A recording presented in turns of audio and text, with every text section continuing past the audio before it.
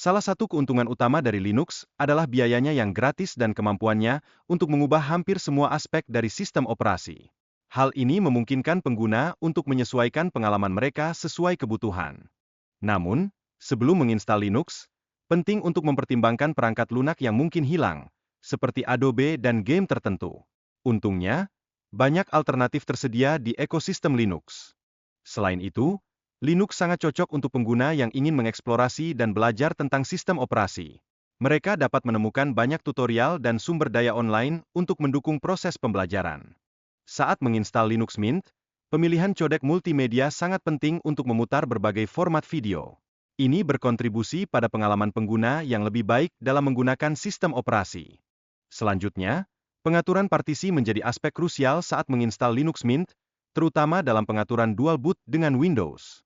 Memilih ukuran partisi untuk masing-masing sistem operasi harus dilakukan dengan cermat.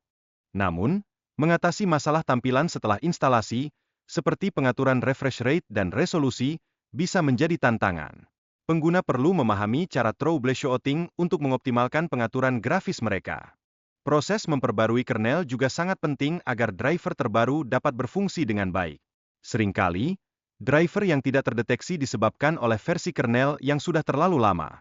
Setelah memperbarui kernel, saya berhasil mengubah skala tampilan dan resolusi layar.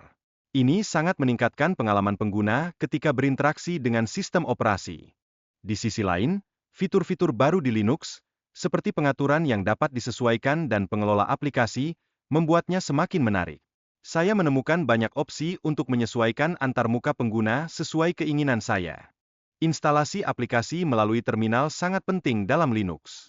Metode ini memungkinkan pengguna untuk menginstal berbagai program hanya dengan perintah sederhana. Namun, pengguna kadang-kadang mengalami masalah saat menginstal aplikasi seperti Distort.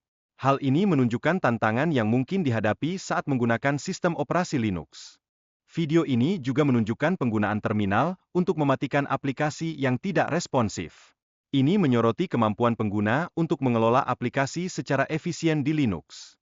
Selain itu, menggunakan desktop virtual sangat membantu dalam multitasking. Pengguna dapat beralih antara berbagai desktop dengan mudah menggunakan pintasan keyboard. Proses uninstall program di Linux dapat dilakukan melalui berbagai metode.